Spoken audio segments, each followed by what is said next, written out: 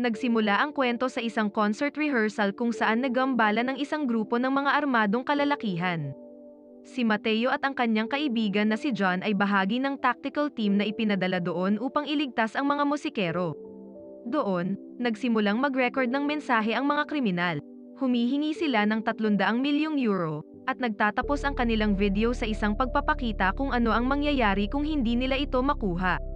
Habang napagtanto ni Mateo na ang mga taong ito ay seryoso, hindi niya sinunod ang direktang utos ni John at pumasok siya ng mas maaga kaysa sa plano. Matagumpay niyang naibagsak ang mga kriminal ngunit ang kanyang mapusok na mga aksyon ay nagdulot ng pagkamatay ni John. Pagkalipas ng 5 taon, si Mateo ay nasa Romania na may ganap na ibang trabaho. Hindi siya masyadong mahilig makihalubilo sa kanyang mga bagong katrabaho. Ginugugol niya sa halos lahat ng gabi na may masasakit na alaala ni John at ng masayang pamilya na nagpapalakas sa kanya. Ang asawa ni John na si Helena ay malamang na hindi alam kung paano ito nangyari. Sa wakas ay nagpasya siyang oras na para ituwid ang mga bagay. Sa umaga, umalis siya sa kanyang trabaho at bumili ng tiket sa tren. Sa Amsterdam, mayroong isang malaking bus ng Interpol na dumaraan sa mga pantalan. Tila 2 organisasyong kriminal ang nagtutulungan ngayon, ang sindikato at ang consociation. Batid ni Agent Shearer na hindi ito maaaring maging mabuti. Ang kargamento ay mukhang isang bungkus lamang ng mga cereal box. Ngunit nang buksan ni Agent Fisher ang una, nakakita siya ng kahina-hinalang pakete sa loob. May sinasabi ang isa sa mga kriminal kay Shearer sa banyagang wika. Sa paghusga sa reaksyon ni Agent Fisher, ito ay dapat na isang papuri. Ngunit ang lalaki pagkatapos ay dumura sa sapatos ni Fisher at dahil dito ay kinalagkad palayo para sa isang maikling pag-uusap. Sa di kalayuan, kinukunan ng mga larawan ang mga ahente ng isang lalaki na nagngangalang Burr. Isa siyang tapat na miyembro ng consociation. Nakatanggap ito ng tawag mula sa big boss na si Gabriel Sabon at sinabi sa kanya ang tungkol sa nawalang kargamento. Sinabi ni Burr na ang Interpol ay naghihintay na sa kanila. Parang alam na nila kung saan hahanapin ang nasabing kargamento at iyon ay dahil sila mismo ang gumawa. Ang lalaki ay isang impormante na nagngangalang Roman na siyang nagbibigay ng impormasyon sa mga ahente. Ang buong bagay tungkol sa pagdura sa sapatos ay isang pagkilos upang sila ay makapag-usap. Sinabi ni Roman na ang sindikato at ang consociation ay tagilid ngayon at tiyak na may magkakamali. Sa ibang lugar sa PW Investments, ang isang lalaki ay nasa telepono na may potensyal na kliyente. Sinusubukang kumbinsihin ang mga tao na bumili ng crypto ngunit ito ay hindi dahil sa naniniwala siya sa potensyal nito. Sinasabi niya sa mga tao ang isang bagay kung saan siya mismo nagkamali. Ginagawa niya ito upang magamit niya ang kanilang pera at ma-cover ang kanyang sariling mga pagkalugi. Samantala, si Mateo ay kumukuha ng lakas ng loob sa harap ng pintuan ni Helena. Nagpakita siya at tinanggap ng masaya ang dati niyang kaibigan ngunit naiinis din siya sa matagal na pagkawala. Ni hindi man lang siya pumunta sa libing ni John at wala siya sa oras na kailangan siya nito. Si Mateo ay nagsimulang magpaliwanag at sinubukang sabihin sa kanya kung paano namatay si John. Ngunit hindi niya gustong marinig ang alinman sa mga iyon. Humingi ng tawad si Mateo at umalis, ngunit nakita siya ni Helena na nakatayo sa labas ng bahay na may kaawa-awang mukha at masama ang pakiramdam. Nag-alok ito sa kanya ng guest room para sa ilang sandali hanggang sa makapagpasya ito kung ano ang kanyang magiging plano sa kanyang buhay. Tinanggap niya ito ngunit sinabing siya ay mananatili lamang para sa gabing ito. Ipinakita rin sa kanya ni Helena ang ilan sa mga bagay ni John na itinago niya nang walang dahilan. Gusto niyang mapasakamay ni Mateo ang lahat para mapili na lang niya kung ano ang gusto niya. Sa isang magarbong restaurant sa ibang kapitbahayan, kausap ni Gabriel sina Burr at Lou tungkol sa kanilang sitwasyon at kargamento mula kanina. Sinabi niya na ang negosasyon kay Mr. Nye ay sususpindihin hanggang sa mahanap nila ang daga. Maaaring may kakampi si Ginoong Nye pero trabaho daw ni Lou at Burr na alamin kung kapwa consociate ito. Kinagabihan, ipinakita ang bagong asawa ni Helena na nagngangalang Paul, at lumalabas na siya ang crypto guy kanina. Tinanong siya tungkol sa higanteng lalaki sa maliit na upuan sa labas. Ipinaliwanag niya ang sitwasyon at pumayag silang manatili si Mateo ng ilang araw. Ang upuan na iyon ay tuluyang sumuko sa bigat na kanyang pinasan. Lumipat si Mateo sa isang bench at naalala niya ang mga sandali na kanyang naranasan sa panahon na naroon siya sa Afghanistan. Naalala niya kung paano sila nagsisilbi bilang mga mahusay na sniper. eksperto sa pagpapatumba sa mga kalaban mula sa malayo.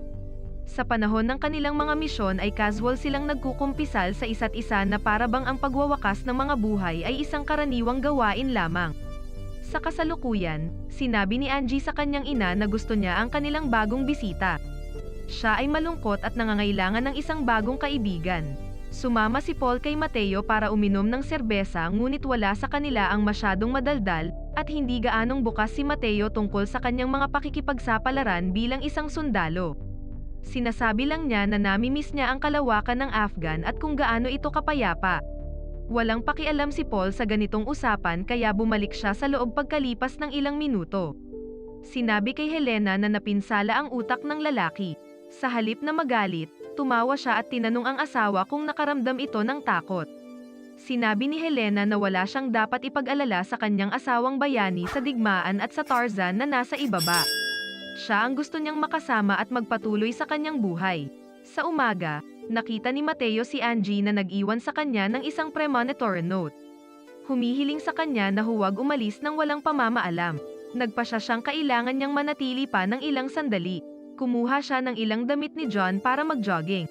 Pagbalik niya, paalis na si Angie papunta sa paaralan. Hiniling ng bata sa kanya na alagaan ang kanyang aso na si Daisy at sinabing magkakaroon sila ng isang tea party ngayong gabi. Kaya darating ang isang araw na mananatili siya sa masayang pamilyang ito. At tulad ng karamihan sa mga masasayang pamilya, ang isang ito ay may mga lihim din. Tulad ni Paul at ang kanyang bisita sa trabaho na si Gabriel. Agad na tinanong ni Paul kung ano ang problema kaya kinailangan nitong pumunta ng personal. Nandito si Gabriel tungkol sa humigit kumulang 15 milyong euro na nawala kamakailan sa kanyang account. Sinabi ni Paul na naroon ang pera ngunit hindi ito nakikita ni Gabriel. Nagdahilan si Paul na mayroong problema sa sistema at nanunumpa na aayusin niya ito. Subalit may pag-aalinlangan pa rin si Gabriel at hiniling na maging collateral ang pamilya ni Paul kapag ang pera ay hindi na ibalik. Pag-alis kasama si Burr, nagkataong naroon sa paligid ang impormante na si Roman. Inosenteng nakatingin lang sa kanyang cellphone ngunit sa katunayan ay kinukunan niya ng litrato ang mga gangster. Sa parehong sandali, si Roman ay lihim na sinusubaybayan din ni Lou. Lumipas ang mga araw at patuloy na isinubsob ni Mateo ang kanyang sarili sa kanyang pagsusumikap sa paggawa ng woodworks nang sa ganon ay malibang siya at makapag-focus. Gayunpaman, hinimok siya ni Helena na magpahinga at mag-relax. Hinihikayat din siya na pakawalan ang mabigat na daladala sa kanyang loob. Biniro siya tungkol sa kanyang tato at sinabing palagi silang nagmumukhang astig ni John. Samantala, kakaiba ang mukha ni Paul ngayong gabi. Sinabi ni Helena na siya ay tahimik at hindi pinapansin si Angie sa hapunan. Hindi niya alam na ang kanyang asawa ay may malaking problema tungkol sa kung paano ibalik ang 15 milyong euro. Sa sumunod na araw, isang grupo ng mga masigasig na manlalakbay ang nakakita sa bangkay ni Roman na nakabitin sa isang tulay. Tinawagan ni Gabriel si Ginoong Nay na may dalang magandang balita ngunit nag-aalala pa rin siya. Parang nagkataon lang na nagkaroon sila ng traidor at ang pera niya ay naubos sa PW Investments. Isinisi ni Burr kay Lou na hindi na nagsalita si Roman. Mahirap gawin iyon dahil wala na itong dila.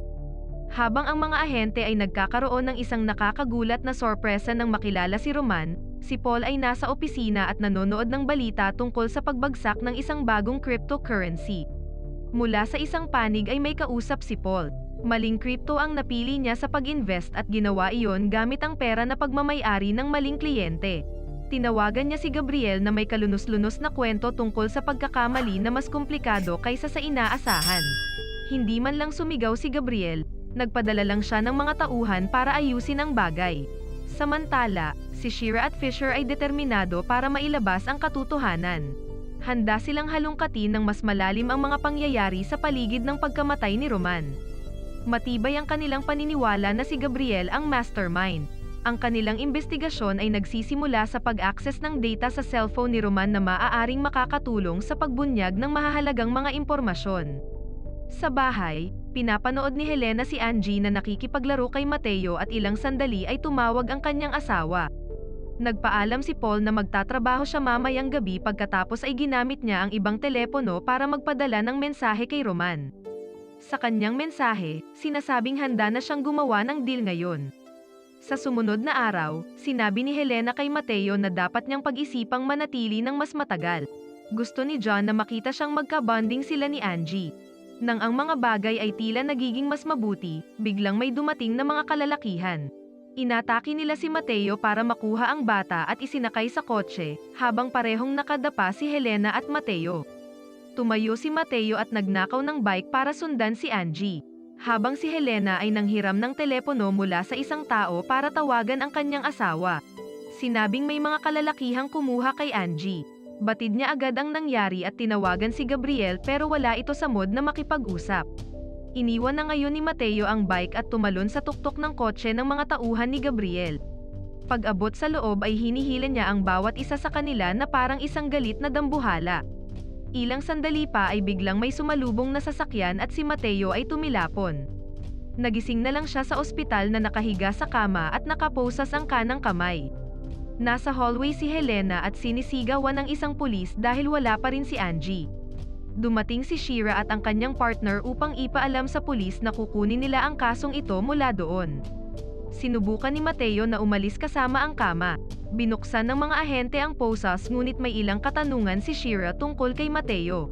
Wala siyang gaanong file at karamihan dito ay binawasan. Ang ilan sa mga taong itinapon niya sa kotse ay miyembro ng consociation. Ipinaliwanag niya ito na parang hindi isang krimen at ang partikular na sangay na ito ay pinamumunuan ni Gabriel Saban. Sinabi ni Shira na hindi ito ang kanilang memo sa tuwing kinikidnap nila ang isang tao. Kadalasan ay isang kabataang babae na walang makakaligtaan. Ito ay mukhang personal. Sinabi niya na kung may alam sila, ito na ang sandali para ibahagi. Si Paul ay nananatiling tahimik. Ipinaliwanag ni Mateo na ang kanyang pakay lamang ay upang iligtas si Angie. Ibinigay ni Shira kay Mateo ang kanyang calling card kung sakaling kakailanganin niya ng tulong. Si Lou ay nakatayo sa di kalayuan sa lahat ng sandaling ito upang subaybayan ang kanilang mga kilos at galaw. Kasabay nito, inaalagaan si Angie ng isang stripper na nagngangalang Molly. Sinabi ni Gabriel sa bata na uuwi siya sa lalong madaling panahon at walang dapat iyakan. Pero iba ang sinasabi niya kay Burr kung ano ang gagawin sa kanya. Isinasaalang-alang nila ang pagbebenta sa kanya sa isang internasyonal na gang. Noong nabubuhay pa si John ay ipinagkatiwala niya kay Mateo ang kanyang anak na si Angie sa kung anuman ang mangyari sa kanya. Determinado si Mateo na mahanap si Angie at hiniling niya kay Helena ang code para mabuksan ang portfolio ni John. Nakialam si Paul at sinabing masyadong mapanganib ang mga taong ito. Dapat ipaubaya na nila sa Interpol. Ibinunyag pa niya na si Gabriel ay may koneksyon sa pinakamakapangyarihang gang sa Thailand. Naging ebidensya ito na si Paul ay may kinalaman sa mga pangyayari. Nagulat si Helena sa kanyang hinala ngunit nauwi iyon sa kakilakilabot nang mapagtanto niyang tama siya.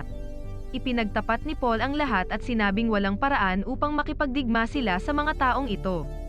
Hiniling ni Mateo kay Paul na tawagan si Gabriel para sabihin na may nakahanda na siyang pera.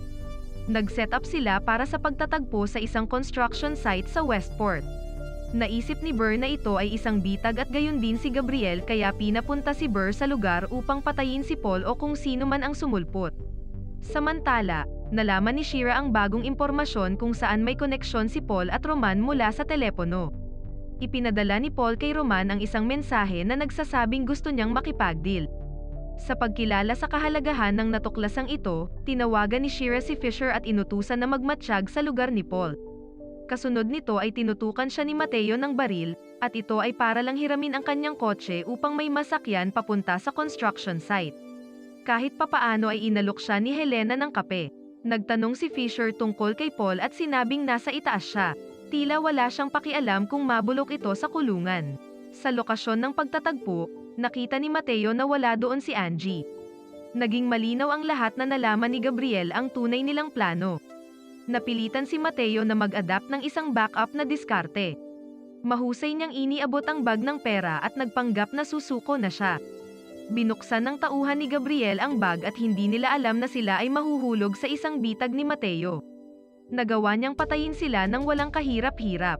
Kinaladkad niya ang isang survivor at nagkaroon sila ng pag-uusap habang nakabitin ang lalaki.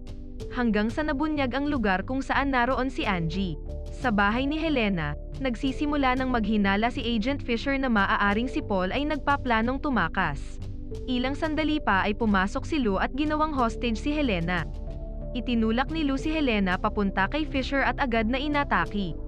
Bumagsak ang Interpol agent at kinuha ni Helena ang baril para barilin si Lou kung saan ito ang sanhi ng pagtakas nito. Habang nakahandusay sa sahig si Fisher, umalis si Paul na may dalang mabigat na bag. Nang makita niyang nasa backseat din si Lou na naghihintay sa kanya, inalok niya ito ng kalahati ng pera na laman ng bag na iyon. Ngunit hindi man lang sumasagot si Lou. Ilang sandali pa ay naglalakad si Lou hawak ang bag na puno ng pera. Dumating si Shira sa bahay ni Helena at ang kanyang naging pangunahing alalahanin ay ang malubhang sugat ni Fisher. Tumulong siya sa pagdala kay Fisher sa ambulansya. Kasunod nito, tumawag si Mateo kay Shira upang humingi ng tulong sa paglunsad ng operasyon para iligtas si Angie mula sa nightclub ni Gabriel. Hindi nagtagal ay dumating sila sa lugar. Binugbog lang ang lahat ng mga gangster na kanilang madaanan patungo sa paint house. Habang nagaganap ang kaguluhan, inilipat ni Gabriel si Angie sa isang ligtas na lugar. Matapos malaman na wala si Angie sa paint house, pumunta sina Mateo at Shira sa rooftop na pinaniniwalaan nilang doon dinala ang bata. Sa rooftop, hinarap sila ni Lou at Burr habang itinatakas ni Gabriel si Angie papunta sa ground floor. Sa kabila ng malubhang injury ni Mateo, nakipagtulungan siya kay Shira upang talunin sina Lou at Burr. At ngayon, ang boss na lang ang natitira. Sinubukan ni Angie na tumakbo ngunit nagpaputok si Gabriel kaya natakot ang bata. Nang naabutan sila ni Mateo, itinutok ni Gabriel sa bata ang baril. Subalit isang kutsilyo lang pala ang dala ni Mateo para sa isang gunfight. Ngunit sa pagkakataong ito, nagawa ni Angie na lumayo ng kaunti matapos kagatin ang kamay ni Gabriel. Kasunod nito, agad na inihagis ni Mateo ang kutsilyo at tumama mismo sa tapat ng puso ni Gabriel. Pagkaraan ng 6 na buwan, si Helena at Angie ay masayang namumuhay ng mapayapa. Gayunpaman, nalulungkot sila para sa kawalan ni Mateo na piniling magsimula ng isang paglalakbay habang nagtataka sa malawak na kalawakan ng karagatan. At dito na nagtatapos ang palabas. Nawa ay nagustuhan nyo ang